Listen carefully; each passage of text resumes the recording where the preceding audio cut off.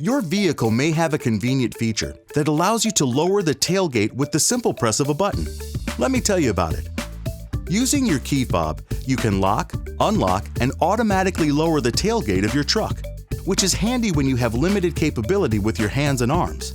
To do so, just press the tailgate release button one time on your fob, or the door locks control on the interior door handle to unlock it. Then, press the tailgate release button 2 times to lower it. Additionally, you can enter a personal code on the keypad that allows you to unlock the doors and tailgate. To do so, simply enter the factory set code or your personal code, then press the 5/6 key within 5 seconds. Keep in mind, you'll need to manually lift up the tailgate to close it. To lock it, just press the lock button on your key fob. And there's also a helpful LED light in the tailgate release handle that directs light onto the trailer hitch, making nighttime hookups quick and easy. Any questions?